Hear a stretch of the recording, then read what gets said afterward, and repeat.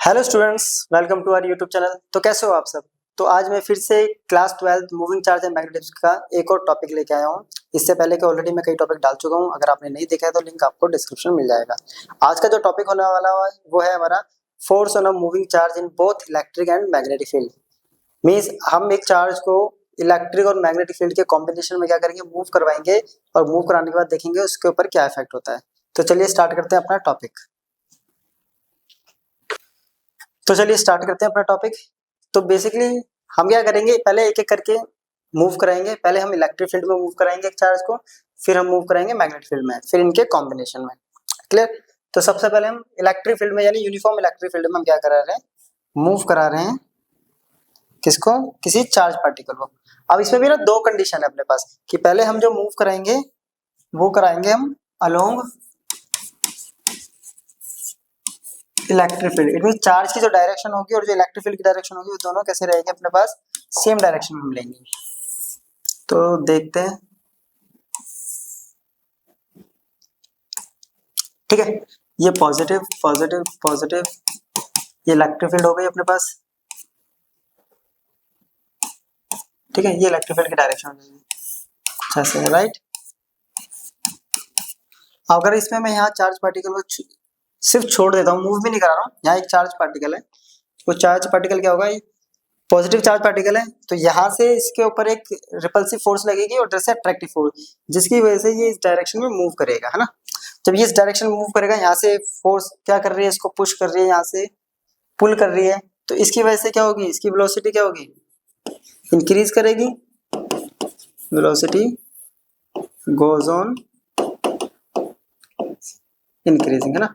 Velocity यहाँ से यहाँ तक इंक्रीज करेगी, और वेलोसिटी अगर इंक्रीज करती है मींस एक्सेलरेशन होता है, तो इसमें एक्सेलरेशन भी होगा। अब जिस फोर्स से वो क्या कर रही है, इंक्रीज कर रही है, वो हो गया F इक्वल्स टू क्यू ई।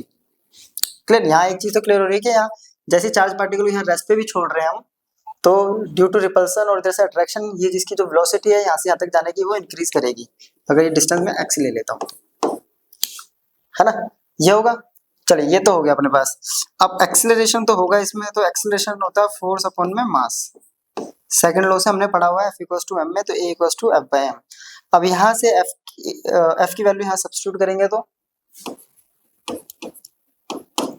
ये पुट कर दिया हमने, क्या वैल्यू थी इसकी, क्यू ई अपॉन में एम, ठीक है।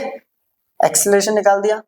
अब E इक्वल्स टू अगर यहाँ से देखें तो हमने एक रिलेशन पढ़ा हुआ है, E equals to V by X, है ना। V D V by D L, तो वी बाय एक्स का पोटेंशियल अगर वी है तो ये हो गया D V by D X यानी वी बाई एक्स। तो एक्सेलरेशन अपने पास कितना हो गया, बेसिकली अगर मैग्नीट्यूड में करूंगा तो मैं क्यू वी एम एक्स, ठीक है। तो ये हो गया Q V M by X. Clear. Acceleration निकल गया, एक्सेलरेशन निकल गया। अब इंक्रीज कर रही है वेलोसिटी, तो इट मींस इसके पास काइनेटिक एनर्जी भी है, और काइनेटिक एनर्जी निकालने के लिए अपने को चाहिए होता है 1/2 एम वी स्क्वायर। चार्ज का मास हमने एम ले लिया है, तो वेलोसिटी का पहले हम निकाल लेते हैं यहाँ से। वो कैसे निकलेगा, V square minus U square equals to 2a S, right. V square initially क्या था, रेस्ट पे, a की वैल्यू कितनी आ रही है, Q V by M X, और ये कितना आ गया, डिस्टेंस कितना है x, तो ये हो गया v square equals to 2qv, right. और काइनेटिक एनर्जी कितनी होगी इसके पास, वो होती है 1/2 एम वी स्क्वायर, तो 1/2, यहाँ पे m भी बचा है अपने पास, तो ये हो गया m as it is. v square की वैल्यू है अपने पास 2qv बाय m, m से m कैंसिल, 2 से 2, काइनेटिक एनर्जी हो गई क्यू, ठीक है। अब इससे ना एक बात क्लियर होगी, एक तो वेलोसिटी इसकी इंक्रीज हो रही है ना। यानी जब इलेक्ट्रिक फील्ड में हम चार्ज को रेस्ट पे भी रख रहे हैं तो वेलोसिटी क्या हो रही है, इंक्रीज कर रही है, वेलोसिटी चेंज हो रही है ना। वेलोसिटी चेंज हो रही है तो काइनेटिक एनर्जी भी क्या होगी अपनी, चेंज होगी, है ना। तो काइनेटिक एनर्जी जैसे जैसे वेलोसिटी बढ़ेगी वैसे वैसे काइनेटिक एनर्जी भी इंक्रीज करेगी। तो इट मींस इलेक्ट्रिक फील्ड में क्या हो रहा है अपने पास, कि इलेक्ट्रिक फील्ड में जो चार्ज पार्टिकल को रखते हैं तो उसके पास क्या हो जाता है, एक velocity, it means speed achieve करता है वो, लेकिन अभी डायरेक्शन क्या है इसकी, सेम है यहाँ पे, है ना। अगर देखा जाए तो डायरेक्शन क्या है अपने सेम है, अब अगले केस में हम क्या कर रहे हैं, ये तो हो गया कि जब हमने अलोंग चार्ज पार्टिकल को अलोंग इलेक्ट्रिक फील्ड की रखा है ना, यानी चार्ज पार्टिकल और इलेक्ट्रिक फील्ड की डायरेक्शन सेम और उसको रेस्ट पे रखा, तो ये ऐसे मूव करने लगे, वेलोसिटी आ गई इसके पास। अगर हम क्या करते हैं, इसको अगर परपेंडिकुलर रखते हैं तो क्या होगा, तो अगला केस हम ले लेते हैं परपेंडिकुलर का। ठीक है, तो परपेंडिकुलर का क्या होगा, तो हमें क्या लिखा कि Q is perpendicular to E, और E के भी परपेंडिकुलर कैसे, अब हम इसको बकायदा मूव कराएंगे, है ना, मोशन में रखेंगे, मोशन में डालेंगे इसको।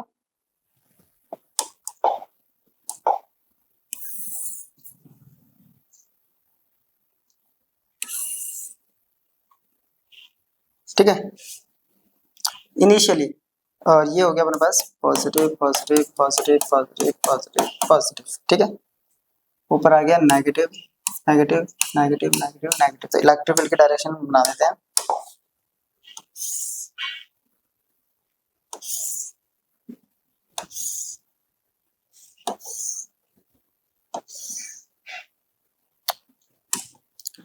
ये हो गया इलेक्ट्रिक फील्ड की डायरेक्शन।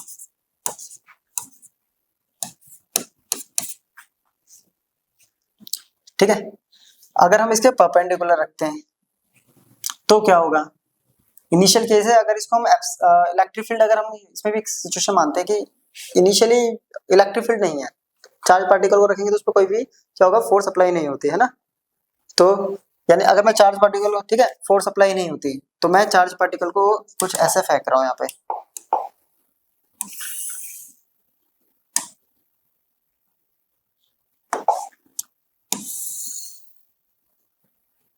ये रहा, ये हो गई अपनी एक्स एक्सिस। इनिशियली चार्ज को कैसे करा रहे हैं हम, यहाँ मूव कराएंगे। ठीक है, पहला कंडीशन है इन the absence of electric field. अगर मैं चार्ज पार्टिकल को, यहाँ से चार्ज पार्टिकल है, मान लो ये चार्ज पार्टिकल है यहाँ से Q, इसको अगर ऐसे फेंकता ऐसा, और इलेक्ट्रिक फील्ड नहीं होती, तो ये क्या होगा, सिंपल सा, अगर मैं यहाँ पे एक टारगेट के लिए यहाँ पे लगा लेते हैं कुछ, तो वो यहाँ पे इस पॉइंट पे जाके हिट करता है ना, इस पॉइंट C पे ले लेते हैं, इस C पॉइंट को जाके यहाँ से लेके यहाँ तक ये हिट करता है इसको। क्लियर, अगर चार्ज पार्टिकल ऐसे फेंकेंगे, इलेक्ट्रिक फील्ड नहीं है, तो सीधा चला जाएगा अलोंग एक्स एक्सिस, है ना, यानी in the absence of electric field charge कहाँ से कहाँ मूव कर रहा है, मूव फ्रॉम यह O to C, O to C, O से C मूव कर रहा है। अब जैसे इलेक्ट्रिक फील्ड अप्लाई करेंगे, यानी प्रेजेंस ऑफ इलेक्ट्रिक फील्ड, अब इलेक्ट्रिक फील्ड जैसे ही अप्लाई करेंगे तो अब क्या होगा, है ना, चार्ज पार्टिकल पे क्या होगा, अब है मेन कंडीशन, अब जैसे इलेक्ट्रिक फील्ड लगेगी, इट मींस ये चार्ज पार्टिकल जा रहा होगा, किसी स्पीड से जा रहा है, जा रहा है, जा रहा है, जा रहा है, जा रहा है, जा रहा है, जा रहा है, जा रहा है, तो एक टाइम के बाद इस पे क्या होगा, ये थोड़ा सा अपने पास से यहाँ तक मानते हैं, थोड़ा सा डेविएट हो जाएगा, होगा डेविएट, क्योंकि ये पॉजिटिव चार्ज पार्टिकल है, पॉजिटिव इसको थोड़ा तो पुश करेगी, पुश करने के बाद जैसे ही इससे बाहर निकलेगा, इससे बाहर आते ही क्या करेगा, ये स्ट्रेट लाइन से ऐसे चला जाएगा उसी पॉइंट से। ठीक है, इसको मान लेते हैं हम E पॉइंट, इसके अक्रॉस चला गया, ऐसा करने में इसने डिस्प्लेसमेंट लिया इस पॉइंट पे, वाई डिस्प्लेसमेंट इसने अचीव किया। क्लियर, समझ में आया क्या करा हमने यहाँ पे, कि ये स्पीड से हमने इसको फेंका ये कुछ देर तक चल रहा है स्ट्रेट लाइन, लेकिन due to this electric field, क्योंकि यहाँ पे पॉजिटिव यहाँ से नेगेटिव, ये थोड़ा सा अपने पास से डेविएट करेगा, और जैसे इलेक्ट्रिक फील्ड से बाहर निकलेगा तो फिर वो सीधा फिर से स्ट्रेट लाइन में आ जाएगा, जो उसकी नेचुरल क्या होता है, मोशन होता है किसी भी चीज का। ठीक है, यहाँ से यहाँ तक आ गया, हम मान लेते हैं कि इसका जो ये डिस्टेंस है ये है x। ठीक है, जब इलेक्ट्रिक फील्ड नहीं थी तो सीधा चला गया, बाहर आ रहा है तो थोड़ा सा कर्व पाथ दे रहा है, अब इस कर्व पाथ की शेप क्या है पहले तो ये देखते हैं हम, है ना, ये तो पता चल गया कि वेलोसिटी आ रही है इसके पास, देखो फेंका तो इसकी वेलोसिटी में चेंज आ रहा है, वेलोसिटी इंक्रीज कर रही है ना, इंक्रीज कर रही है, it means kinetic energy increase कर रही है, वो तो हम ऑलरेडी कैलकुलेट कर सकते हैं, कर चुके हैं। अब देखेंगे कि हम ये जो पाथ इसने अचीव किया है, इसकी शेप क्या है, किस शेप में आता है ये, तो फिर से वही, इस पे फोर्स क्या लगेगी,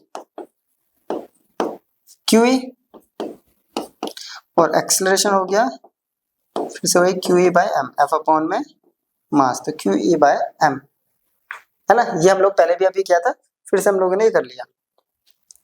अब अगर ये v, इसकी वेलोसिटी क्या है, इनिशियल वेलोसिटी यहाँ पे u थी, फिर यहाँ पे v वेलोसिटी से आ रहा है, तो वेलोसिटी इक्वल्स टू क्या होता है, डिस्टेंस अपॉन टाइम। तो टाइम इक्वल्स टू क्या हो गया, डिस्टेंस अपॉन में वेलोसिटी।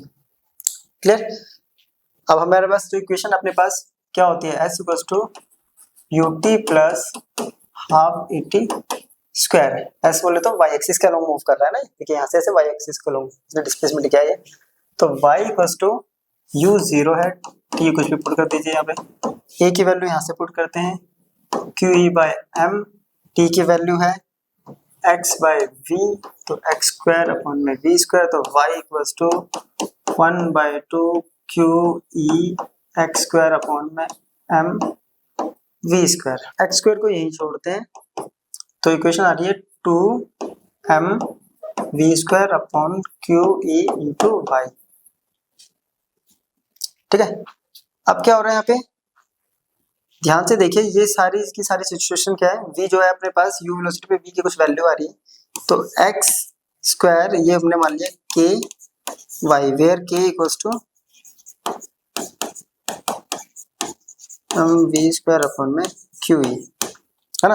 ये सारा का सारा क्या है, कांस्टेंट, कि मास कांस्टेंट, चार्ज कांस्टेंट है, फिर यहाँ पे एक सेम वेलोसिटी से जा रहा है, क्योंकि यहाँ पे इलेक्ट्रिक फील्ड की वैल्यू तो सेम है, ठीक है, एक सेम वेलोसिटी जा रहा है, तो ये पूरा कांस्टेंट हो गया। तो x square equals to K Y, ये किसकी इक्वेशन होती है, इक्वेशन ऑफ पैराबोला। पैराबोला की इक्वेशन क्या होती है, एक्स है ना, Y equals to X square ले सकते हैं, या X square equals to K Y. तो इट मींस इस सिचुएशन में जो ये पाथ अचीव कर रहा है वो कैसा अचीव करेगा, ये कैसा पाथ बना रहा है यहाँ पे ट्रेस कर रहा है, तो ये हमेशा एक पैराबोला शेप लेगा जब भी हम किसी इलेक्ट्रिक फील्ड में परपेंडिकुलर क्या करेंगे, किसी चार्ज पार्टिकल को मूव कराएंगे। हमने एक चार्ज पार्टिकल को लिया और उसको इलेक्ट्रिक फील्ड में फेंक दिया, वो भी कैसे, इलेक्ट्रिक फील्ड कैसी है, परपेंडिकुलर, तो वो ऐसे जाके फिर ऐसे बैंड हो जाएगा, है ना, ऐसे डेविएट हो जाएगा अपने पास से। तो डेविएट करने के बाद जो पाथ आया वो कैसा हो गया, इसका पैराबोला पाथ। तो चलिए नोट कर लीजिए इसको। क्लियर। चलिए नेक्स्ट टॉपिक अपना, work done by a magnetic force, ठीक है, ऑन चार्ज पार्टिकल। किसी चार्ज पार्टिकल की वजह से कितना वर्क डन होगा। तो देखिए हम लोगों ने फोर्स पढ़ा है Q V D sine theta, ठीक है, और वर्क इक्वल्स टू होता है एफ एस कॉस थीटा। यहाँ पे जो मैक्सिमम फोर्स आती है वो कितने पे आती है, at theta equals to 90 degree पे, राइट। थीटा 90 है तो यहाँ तो क्यू वी भी आ जाएगा, 90 पे क्यू वी भी आ गया, ठीक है, और वर्क कितना हो जाएगा, cos 90 होता है अपने पास 0, तो वर्क आ गया अपने पास 0। वर्क कितना हो गया, 0। इट मींस जब किसी मैग्नेटिक फील्ड में चार्ज को मूव कराएंगे तो वर्क कितने लगेगा उस पे, उसका वर्क होगा 0। अब वर्क एनर्जी थ्योरम क्या बोलती है,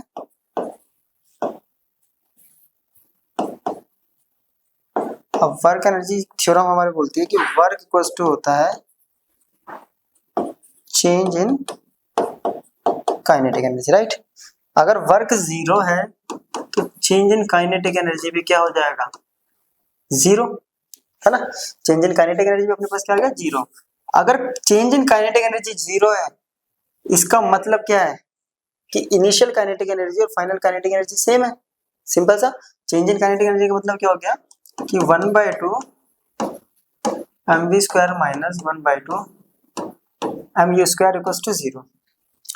अब ये 0 होने का मतलब क्या है कि साइड अगर मैं चेंज करूंगा इनकी, mv square equals to 1/2 mu square, देखिए ये इससे cancel, it means v equals to u। v equals to u का मतलब क्या हो गया, वेलोसिटी आल्सो सेम या कांस्टेंट।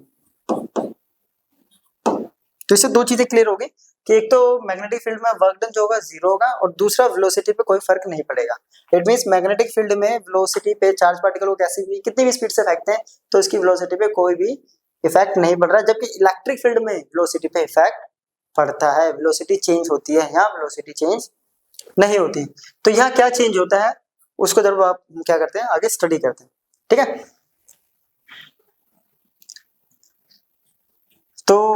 क्या करते हैं फिर से भैया, यूनिफॉर्म मैग्नेटिक फील्ड में चार्ज पार्टिकल है, ठीक है, तो ये रहा हमारे पास मैग्नेटिक फील्ड, बना लेते हैं पहले, ये रही मैग्नेटिक फील्ड।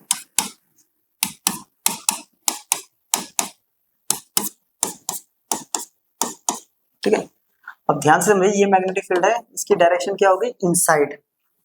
ठीक है, मैंने एक चार्ज पार्टिकल लिया यहाँ से, उसको v वेलोसिटी से ऐसे फेंका, इसके परपेंडिकुलर, परपेंडिकुलर फेंकते हैं तभी तो मैक्सिमम फोर्स लगेगी, परपेंडिकुलर फेंकेंगे। अब ध्यान से देखना, ये है मैग्नेटिक फील्ड, राइट, अंदर की तरफ, ये है क्या, चार्ज पार्टिकल का मोशन, है ना, वेलोसिटी। तो फोर्स किस डायरेक्शन में लग रही है, इस डायरेक्शन में लग रही है फोर्स।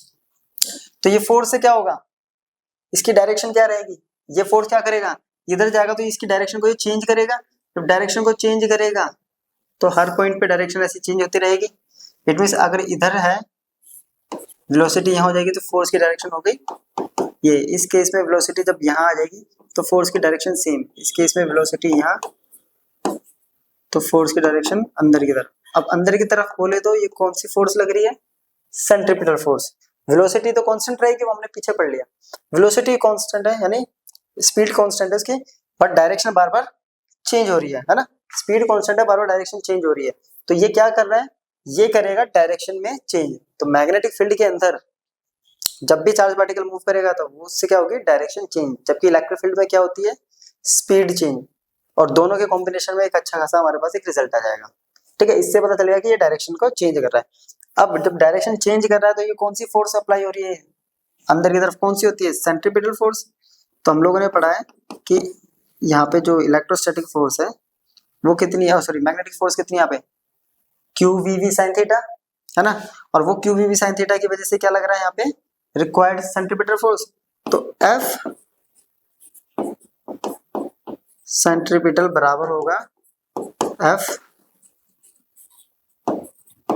मैग्नेटिक सेंट्रीपिटल फोर्स होती है अपने पास m we square by r, और मैग्नेटिक फोर्स होती है अपने पास q v v sine theta. यहाँ थीटा कितना है 90, तो ये हो गया M we square equals to Q V T, है ना।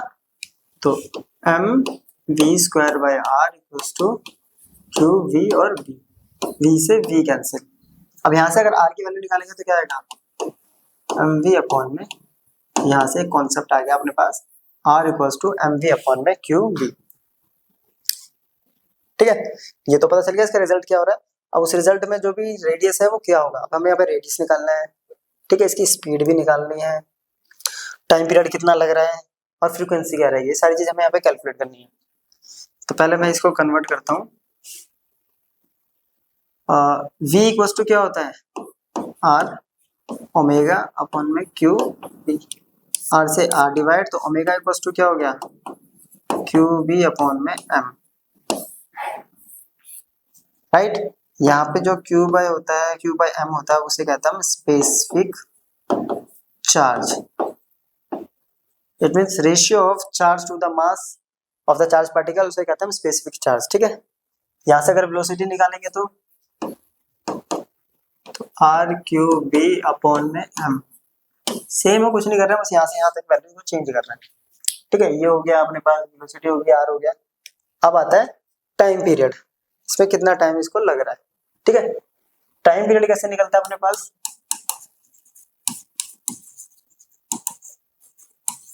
देखिए टोटल डिस्प्लेसमेंट जितना होता है, डिस्टेंस ट्रेवल कर रहा है ये 2 पाई आर, ठीक है, अपॉन में वेलोसिटी, ये होता है ना, velocity equals to distance upon में टाइम, 2 पाई अपॉन में वी, आर की वैल्यू यहाँ से पुट कर देंगे, एम वी अपॉन में क्यू बी, इससे ये डिवाइड, तो 2 पाई एम अपॉन में क्यू बी आ गया time period.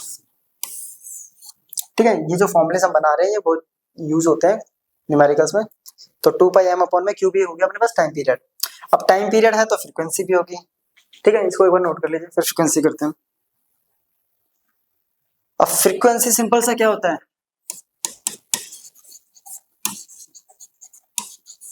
Frequency new equals to होता है 1 अपॉन टाइम पीरियड।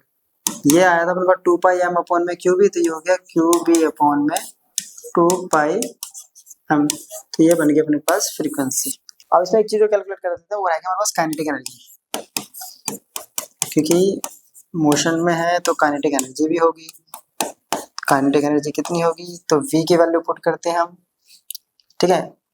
r की वैल्यू आई थी अपने पास mv अपॉन में qb, तो v की वैल्यू कितनी आ गई है, r क्यूब b अपॉन में m, इसका स्क्वायर, राइट। ये हो गया 1/2 m r square q square b square upon में m से m कैंसिल, तो आ गया अपने पास काइनेटिक एनर्जी आ गई 1/2 q square r square b square upon में m। क्लियर। तो ये हो गया अपने पास काइनेटिक एनर्जी का फॉर्मूला। तो एक बार इसको नोट कर लीजिए, क्या तो हो गया। तो इस पे भी हमने क्या क्या केसेस लिए थे कि पहले हमने क्लियर था। तो इसमें हमने पहला केस क्या लिया है, ये जो केस है अपना ये रहा। तो ये फर्स्ट केस क्या हो गया कि वेलोसिटी और मैग्नेटिक फील्ड एक दूसरे के क्या है, परपेंडिकुलर। यानी हमने चार्ज पार्टिकल को पहले कैसे फेंका, परपेंडिकुलर। तो परपेंडिकुलर जब फेंका तो क्या कर रहा है, वो इसकी डायरेक्शन चेंज कर रहा है, ठीक है। अगर दूसरा केस हम लें कि वेलोसिटी जो है वो पैरेलल होगी मैग्नेटिक फील्ड के, पैरेलल होगी तो थीटा हो गया अपने पास 0, ठीक है। थीटा 0 होते ही फोर्स हो गया अपने पास 0, क्योंकि फोर्स का फॉर्मूला होता है अपने पास, यहाँ लिख देता हूँ, Q V B sine theta, और साइन 0 होता है 0, है ना। तो पैरेलल पे अगर हम, यानी मैग्नेटिक फील्ड की ये डायरेक्शन है और इसी डायरेक्शन में अगर चार्ज पार्टिकल को हम फेंकते हैं तो उस पर कितनी फोर्स लगेगी, तो उस पर कोई फोर्स एक्सपीरियंस नहीं करेगा चार्ज पार्टिकल, फोर्स होगी 0। लेकिन जब परपेंडिकुलर फेंकते हैं तो उस पर फोर्स एक्सपीरियंस हो रही है, और उस फोर्स की वजह से जो चार्ज पार्टिकल है उस पर एक सेंटीमीटर फोर्स लग रही है, जिसकी वजह से वो चार्ज जो है वो मूव कर रहा है ना। ये पता चल गया।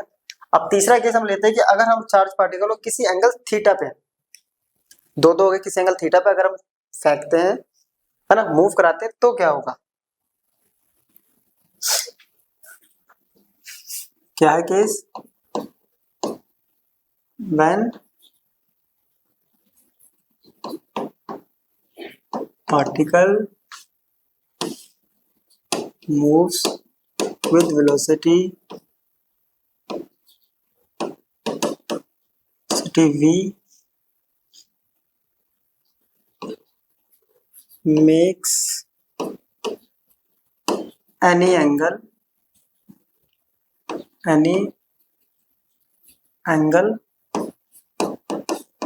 with b vector, means magnetic field, है ना। तो मान लेते हैं हम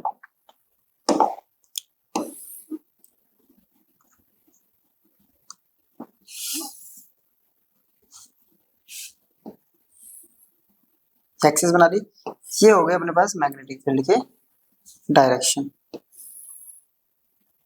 ठीक है। ये एक्स एक्सिस के अलोंग जो है अपने पास क्या है, मैग्नेटिक फील्ड। ये एक हो गई वाई डायरेक्शन, ये हो गई जेड, ठीक है, हमने ले लिया। अब पार्टिकल कैसे फेंक रहे हैं हम, v वेलोसिटी से पार्टिकल जा रहा है, मैग्नेटिक फील्ड के साथ बना रहा है थीटा एंगल, ठीक है। तो इसके दो कंपोनेंट रिजॉल्व होंगे, एक होगा v cos थीटा और एक होगा ये वाला v sin थीटा, ठीक है, ठीक है। तो ये जो है v cos थीटा ये है पैरेलल किसके, मैग्नेटिक फील्ड का, तो ये पैरेलल वाला कंपोनेंट हो गया v cos थीटा, और जो v sin थीटा है वो मैग्नेटिक फील्ड के क्या है, परपेंडिकुलर, तो इसे परपेंडिकुलर कंपोनेंट बोल दिया हमने v sin थीटा। अब देखिए पहले हम अगर केस ले हम पैरेलल वाले के लिए, ठीक है। तो F इक्वल टू होता है Q B B sine theta. अगर मैं यहाँ पे पैरेलल फोर्स निकालते हैं, चलिए, ठीक है, ये हो जाएगा इसका कंपोनेंट, पैरेलल कंपोनेंट हो गया v parallel b sine theta, parallel component हो गया अपने पास v cos थीटा b, ठीक है। अब पैरेलल का मतलब हो गया cos कितना हो गया अपने पास, थीटा हो गया 0, है ना। थीटा 0 पे तो वही आ रहा है अपने पास अगेन, ठीक है, थीटा 0 है अपने पास, क्या है, थीटा 0। तो फोर्स पैरेलल कितनी आ रही है, ये बात हम पहले भी कर चुके हैं कि पैरेलल अगर फेंकेंगे तो उस पर कोई भी फोर्स अप्लाई नहीं हो रही है यहाँ पे, ठीक है। और वहीं दूसरी तरफ अगर देखें परपेंडिकुलर के केस में एफ परपेंडिकुलर में क्या हो जाएगा, क्यू वी परपेंडिकुलर वी, है ना। ये तो 90/1 हो गया। इसकी वैल्यू पुट करेंगे तो ये क्या बन रहा है, V sine theta into B. It means 90 पे पुट करेंगे इसको तो Q V B. It means जैसे हम परपेंडिकुलर उसको फेंकेंगे तो उस पर एक चार्ज एक्सपीरियंस होगा, है ना। और चार्ज एक्सपीरियंस हो रहा है तो उसकी वजह से क्या हो रहा है, डायरेक्शन भी चेंज कर रहा है वो अपनी, ठीक है। अब ये फोर्स की वजह से क्या होगा, ये एक दिस फोर्स प्रोवाइड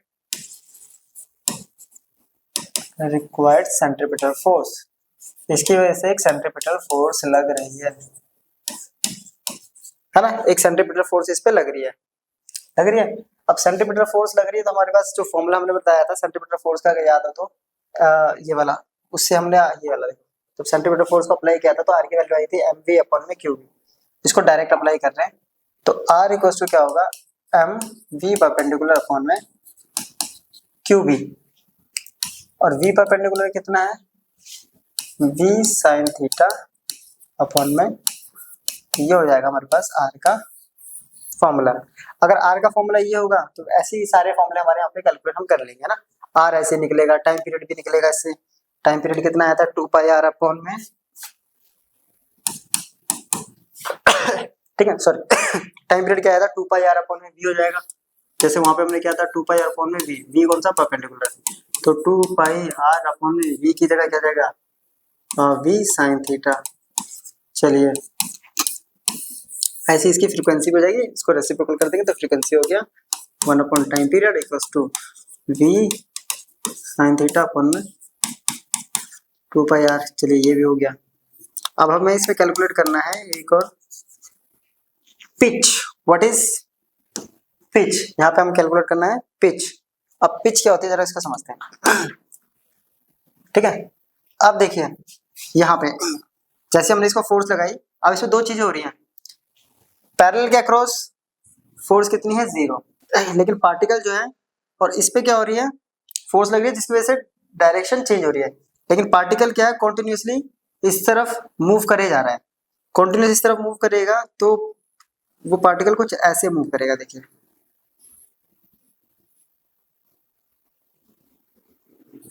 ऐसे,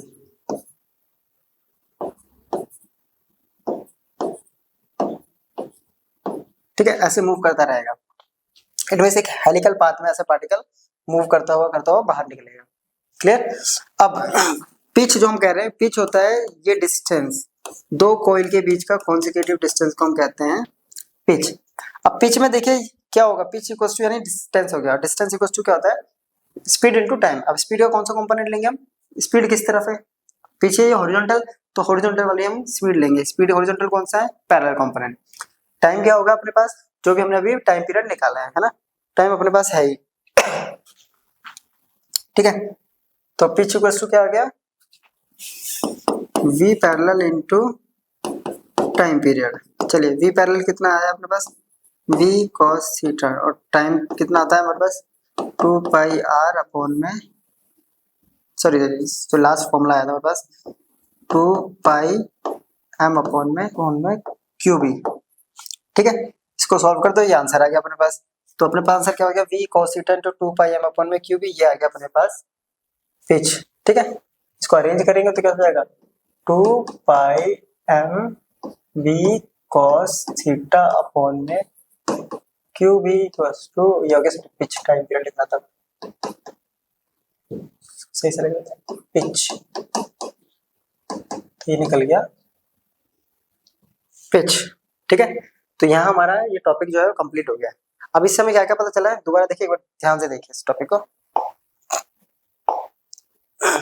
हमने जब परपेंडिकुलर फेंका चार्ज पार्टिकल को मैग्नेटिक फील्ड के, तो उस पर एक फोर्स लगती है, परपेंडिकुलर फेंकने पे फोर्स तो लगती है बट वर्क डन नहीं हो रहा था, है ना।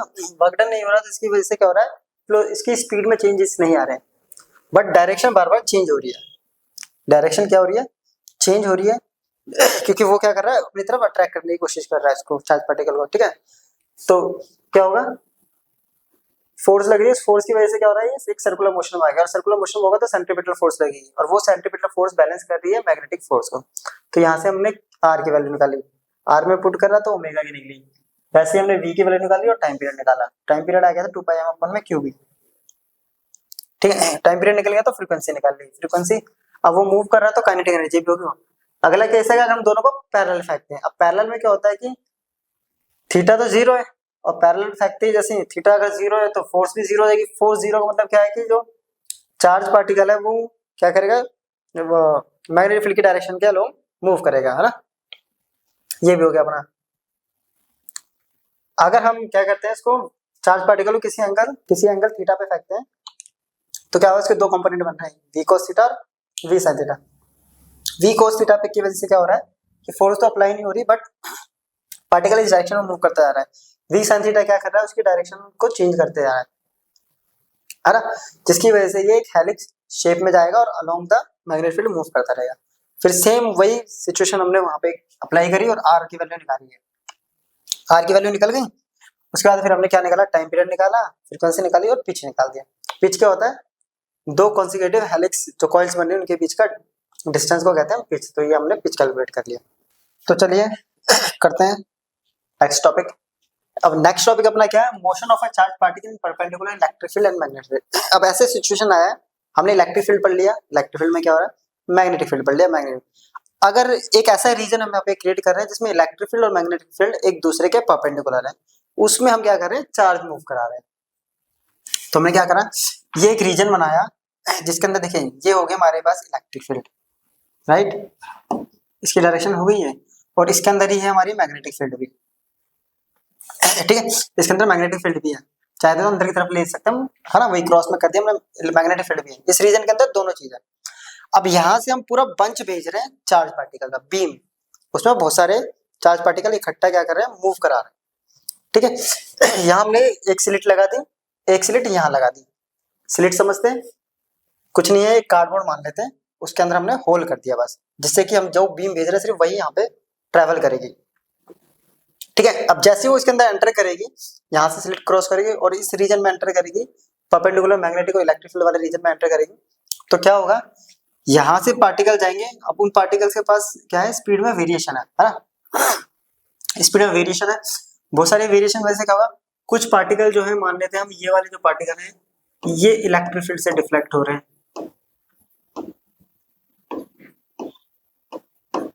कुछ पार्टिकल ऐसे भी होंगे जो अपना पाथ जो है मैग्नेटिक फील्ड से डिफ्लेक्ट करेंगे,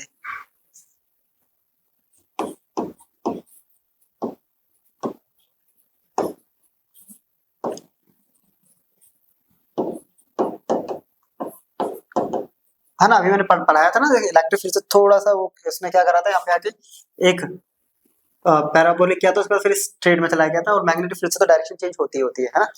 तो कुछ पार्टिकल ऐसे हैं जिनको इलेक्ट्रिक फील्ड डिफ्लेक्ट कर देगी, कुछ पार्टिकल ऐसे हैं जो जिन्हें मैग्नेटिक फील्ड भी डिफ्लेक्ट है, फिर भी कुछ ऐसे पार्टिकल्स होंगे जो यहाँ से क्रॉस करते हुए, स्लिट को क्रॉस करते हुए बाहर निकल जाएंगे। अगर जो पार्टिकल सीधा गए, इट मींस क्या है, वो कैसे होंगे, अनडिफ्लेक्टेड। अनडिफ्लेक्टेड पार्टिकल वही हो सकता है जिसपे कि इलेक्ट्रिक फोर्स और मैग्नेटिक फोर्स क्या होगी, इक्वल अमाउंट में लग रही है। इसमें क्या हो रहा है, इसमें इलेक्ट्रिक फील्ड ज्यादा अप्लाई हो रही है, इलेक्ट्रिक फोर्स, मैग्नेटिक फोर्स कम है, तो इलेक्ट्रिक वाले ने डिफ्लेक्ट कर दिया। इधर जो पार्टिकल हमने माने तो इसमें क्या है, मैग्नेटिक फोर्स ज्यादा होगी, इलेक्ट्रिक फोर्स की वैल्यू कम है, तो उसको मैग्नेटिक ही अपनी तरफ ले गया। कुछ पार्टिकल ऐसे जिनमें दोनों ही फोर्स बराबर लग रही है, जिसकी वजह से वो डिफ्लेक्ट नहीं हो पा रहा, यानी बैलेंस हो गया, दोनों से बैलेंस हो गया, तो ये दोनों इक्वल हो गया, ये दोनों इक्वल हो गया, तो Q V B equal to क्या हो गया, सॉरी, इलेक्ट्रिक फोर्स होता है अपने पास क्यू ई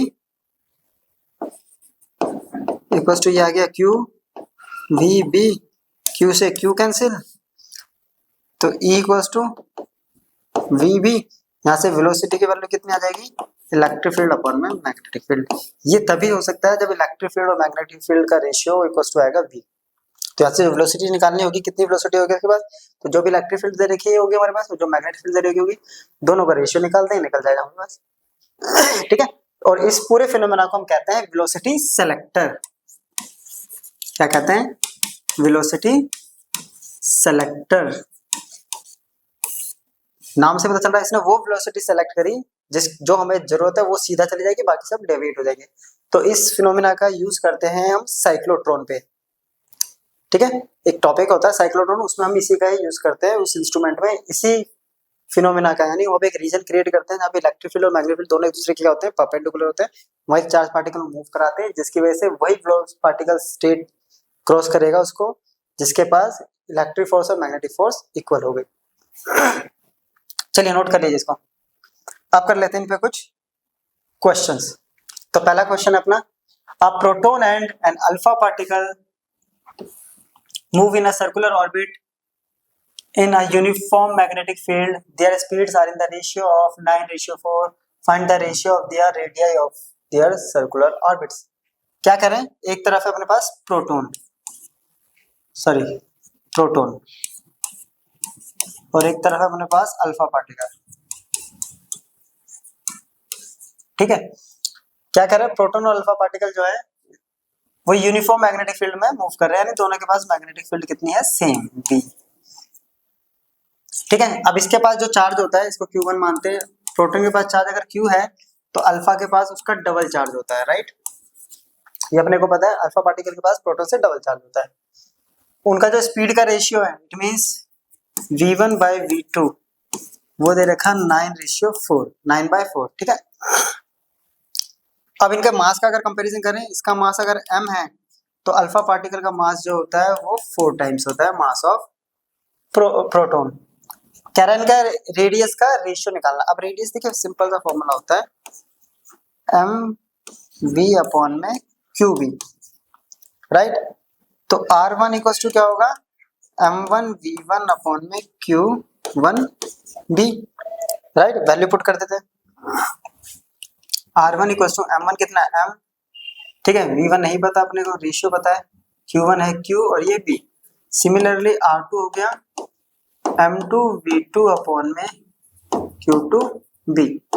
m2 कितना है 4 टाइम्स, v2 नहीं पता, q2 कितना होता है 2 टाइम्स। चलिए ये हो गया r2। अपने को रेशियो निकालना है इसी सीक्वेंस में, तो r1/r2 क्या हो गया, mv1/qb, ये आ गया 2qb/4mv2। देखिए अब जो डिवाइड हो रहा है, ये से divide, q divide, m divide. ठीक है, ये आ गया अपने पास 2/4 इंटू v1/v2। ठीक है, v1/v2 का अपने पास रेशियो कितना दे रखा है, 9/4, तो 2/4 इंटू 9/4, ये इससे गया 2 पे, तो 9/8 आ गया अपने पास रेशियो। तो रेडियस का जो रेशियो है वो कितना आ जाएगा, 9/8। चलिए नेक्स्ट क्वेश्चन करें। नेक्स्ट क्वेश्चन बोला हुआ है, a proton is accelerated through a potential difference v subjected to a uniform magnetic field acting normal to the velocity of the proton. If the potential difference is double, how will the radius of the circular path described by the proton in the magnetic field change? क्या करें, एक proton है उसको हम किसी potential difference से accelerate करा रहे हैं। ठीक है, एक्सिलरेट करा रहे हैं किसी यूनिफॉर्म मैग्नेटिक फील्ड में, जो कि वेलोसिटी जो है परपेंडिकुलर है मैग्नेटिक फील्ड के, है ना, परपेंडिकुलर है। अगर पोटेंशियल डिफरेंस डबल कर देते हैं तो कितना रेडियस पे फर्क पड़ेगा। तो सबसे पहले हमें क्या करना है, रेडियस को पोटेंशियल डिफरेंस के टर्म में हमें कन्वर्ट कर लेना पड़ेगा। फॉर्मूला देखिए कैसे, r इक्वल्स टू अपने पास होता है mv/qb। अब कैसे करेंगे तो देखिए 1/2, सॉरी काइनेटिक एनर्जी क्या होती है अपने पास, ये होती है 1/2 mv²। साथ साथ काइनेटिक एनर्जी होती है qv, राइट। और यहाँ पे क्या, प्रोटॉन का चार्ज होता है e, तो ev इक्वल्स टू 1/2 mv²। चलिए यहाँ से अगर हम क्या करेंगे, v की वैल्यू निकालेंगे तो क्या आएगा अपने पास, v² इक्वल्स टू 2ev/m।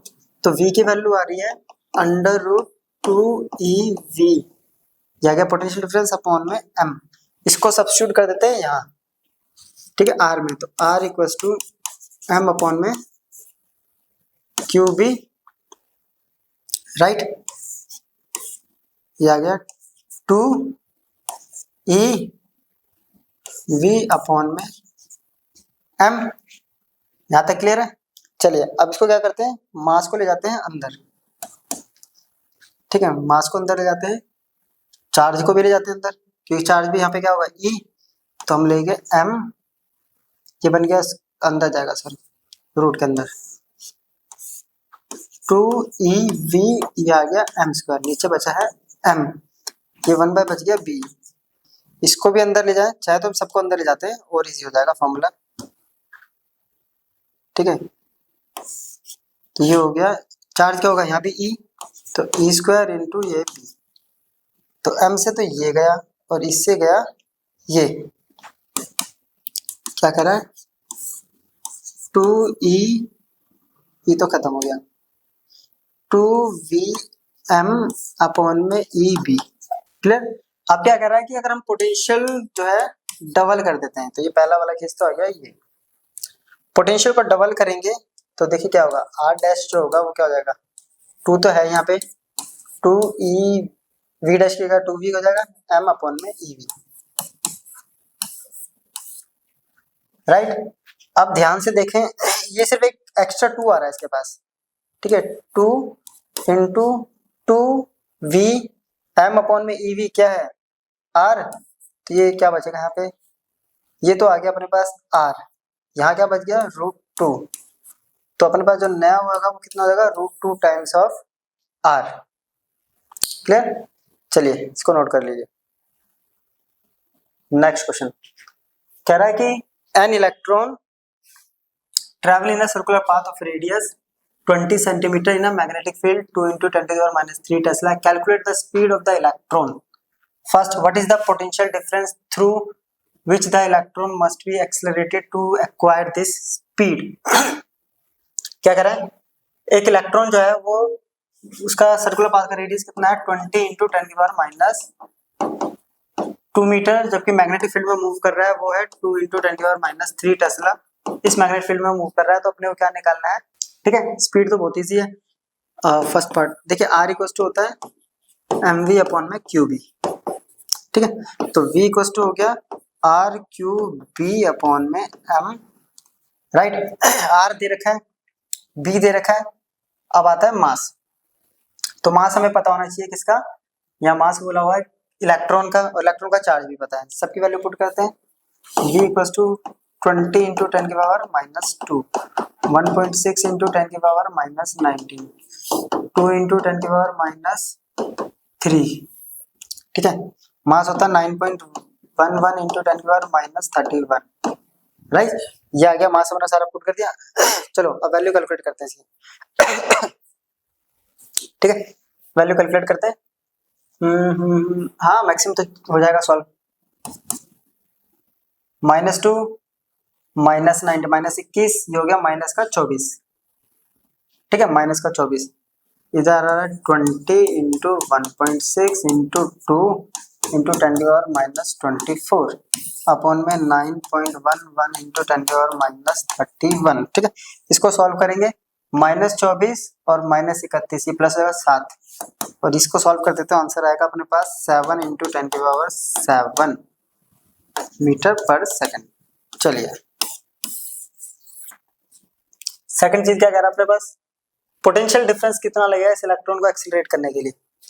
अभी अभी मैंने एक फॉर्मूला बताया था, काइनेटिक एनर्जी इक्वल टू होता है 1/2 mv², और काइनेटिक एनर्जी इक्वल टू होता है ev 1/2 m²। तो v इक्वल टू क्या होगा 1/2 mv² अपॉन में e, यहाँ से पोटेंशियल का वैल्यू आ जाएगा अपने पास।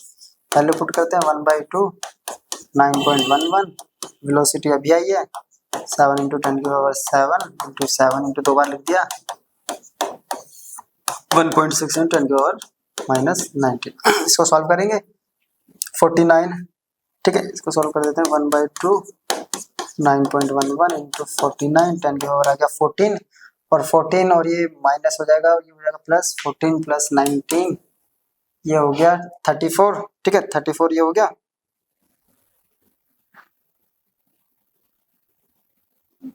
ठीक है 34 नहीं होगा, सॉरी सॉरी 14 और ये माइनस का हो जाएगा, माइनस होगा ना, ठीक है। तो इसको सॉल्व कर देते हैं, नीचे 1.6 ऑलरेडी है, 10 की पावर माइनस 19 आ गया, 10 की पावर 14, तो पोटेंशियल की वैल्यू हो जाएगी 13.9 इंटू 10 की पावर 3 वोल्ट। ये वैल्यू आ जाएगी अपने पास पोटेंशियल की, ठीक है। यहाँ क्वेश्चन हो गया कंप्लीट।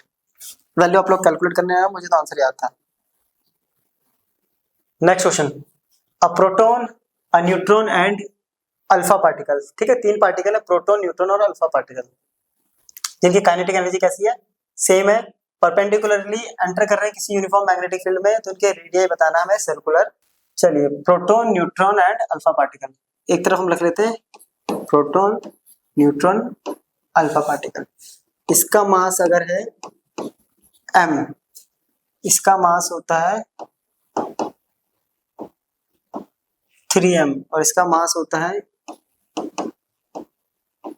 2m, ठीक है। जो सॉरी ये न्यूट्रॉन नहीं होगा, ये होगा ड्यूट्रॉन, क्योंकि न्यूट्रॉन के पास तो मास ही नहीं होता, उसका चार मास होता है, चार्ज होता है, इसका तो रिलेशन नहीं है, तो ये है ड्यूट्रॉन, मास है, मिसप्रिंट हो रखा है क्वेश्चन में 2m।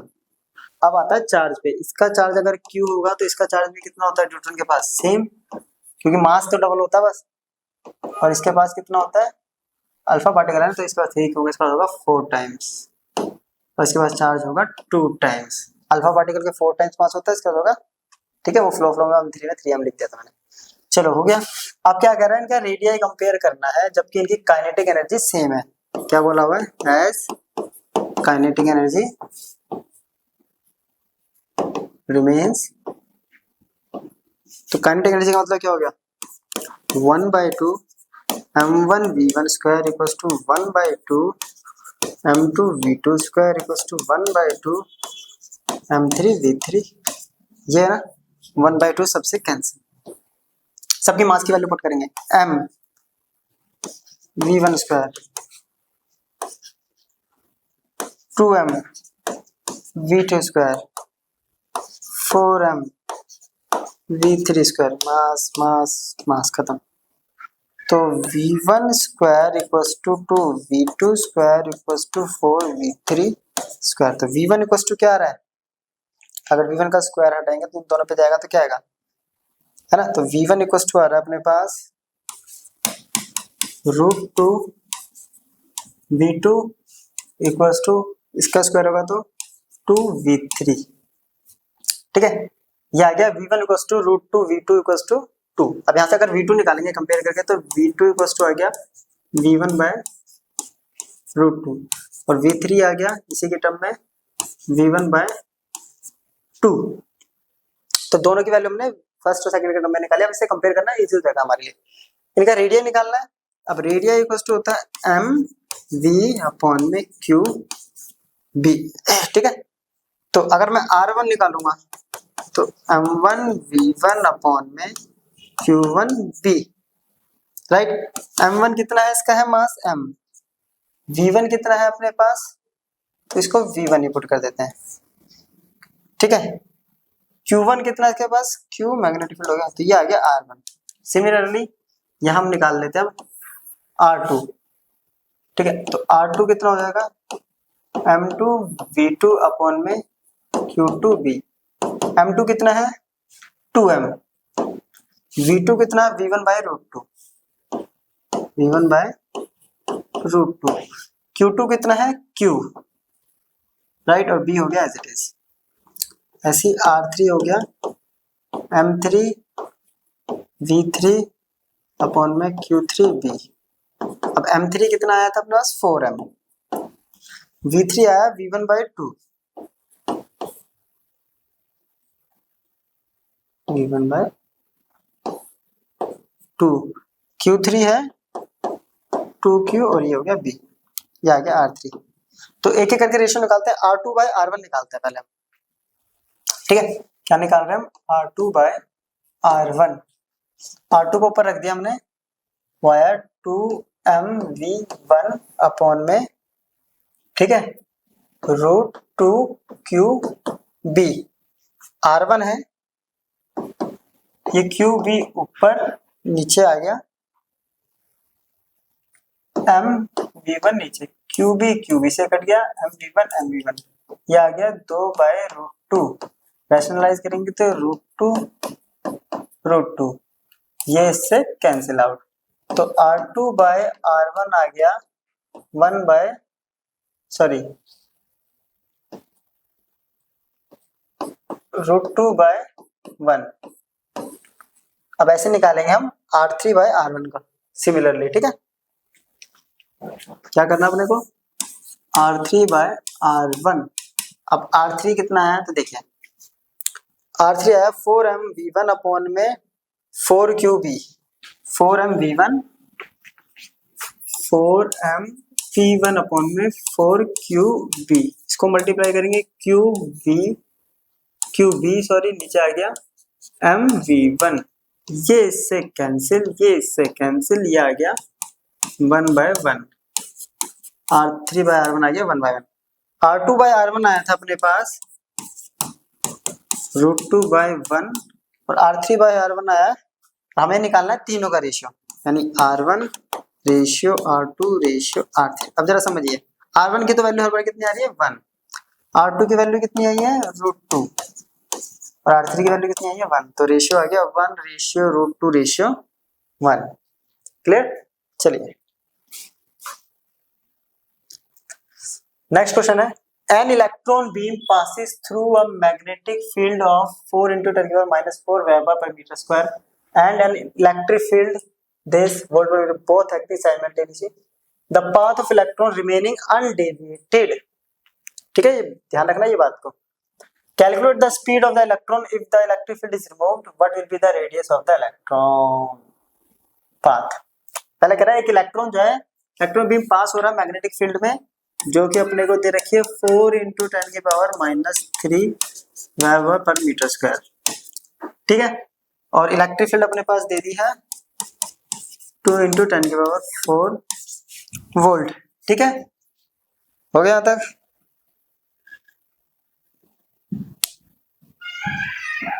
यहाँ तक हो गया, चलिए calculate the speed of the electron if the electric field is, ठीक है। कह रहा अगर अनडेविएटेड जा रहा है तो v कितनी होगी, इसके लिए हमने निकाला था E/v, जब अनडेविएटेड जाता है बिना डिफ्लेक्शन के तो जो स्पीड जो होता है वो E/v के बराबर होता है। E कितना अपने पास 2 × 10⁴, b कितना है अपने पास इधर का 4 × 10⁻⁻3, ठीक है, तो ये हो गया 1/2, तो 1/2, ठीक है, ये तो हो गया 1/2, 10⁴ और ये हो गया 7, 10⁻7, इसको ऐसे लिख सकते हैं हम 10 × 10⁻6 अपॉन में 2, इसको डिवाइड करेंगे तो 5 × 10⁻6, ये आ गया हमारे पास स्पीड। इलेक्ट्रिक फील्ड तो रेडियस कितना होगा उसके लिए हमने पढ़ा हुआ है mv अपॉन में qb, ठीक है। इलेक्ट्रॉन का मास, वेलोसिटी अभी भी निकली है, चार्ज, मैग्नेटिक फील्ड, चलिए इसको सॉल्व करते हैं, तो ये आ गया 9.11 × 10 × 5 × 10 का हो गया 24, 5, 25, 24,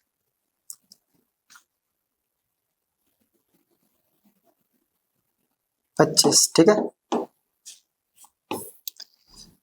25 हो गया, 1.6 × 4, ये हो गया 10⁻22, इसको सॉल्व करेंगे तो वैल्यू आएगी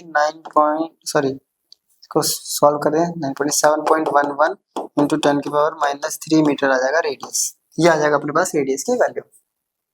क्लियर, चलिए इसको नोट कर लीजिए एक बार। नेक्स्ट क्वेश्चन है अपना, a proton and an alpha particle enters a uniform magnetic field at right angle to it with same velocity, find the ratio of time period of revolution of alpha particle। क्या कर रहा है, एक alpha particle है और एक proton है, दोनों यूनिफॉर्म मैग्नेटिक फील्ड में 90 डिग्री पे सेम वेलोसिटी से एंटर कर रहे हैं, तो उनके टाइम पीरियड का रेशियो निकालना है।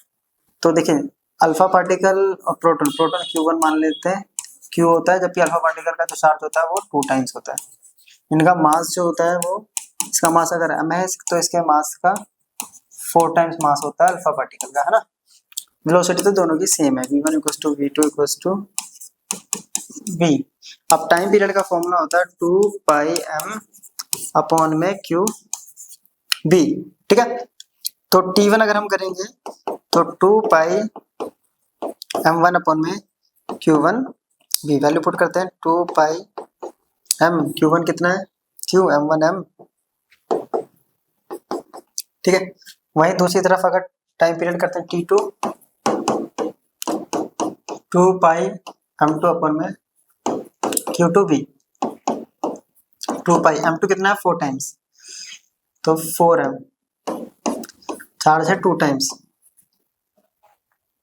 राइट। तो ये हो गया। और रेशियो निकालना अल्फा टू प्रोटॉन, तो T2/T1 2 pi into 4m upon में 2qb, इसका कितना है qb अपॉन में 2 पाई m, तो 2 पाई से 2 पाई खत्म, m से m डिवाइड, qb से qb डिवाइड, इसको ये काट दिया तो आंसर आ गया अपने पास, आ गया। तो ये बचा अपने पास, ऊपर बच गया 2, नीचे ये, तो आंसर आ गया 2:1। चलिए नोट कर लिए। नेक्स्ट क्वेश्चन अपना, a proton and an electron with same momentum enters in a magnetic field in a direction at right angle to the lines of force. If the radii of the circular path are rp and re, then find the ratio of rp and re। क्या कह रहा है, एक तरफ electron है और एक तरफ प्रोटॉन है, सेम मोमेंटम से, ठीक है। तो प्रोटॉन तो mp, इसका मोमेंटम सेम का मतलब ये हो गया me v, राइट। ये हो गया, सेम मोमेंटम से मूव कर रहे हैं सेम मैग्नेटिक फील्ड में, ठीक है। यहां से अगर रिलेशन निकालेंगे हम तो Vp अपॉन में Ve हो जाएगा Me अपॉन में Mp। इक्वेशन फर्स्ट बना दिया, ठीक है। राइट एंगल पे एंटर कर रहे हैं रेडियस, अब रेडियस होता है अपने पास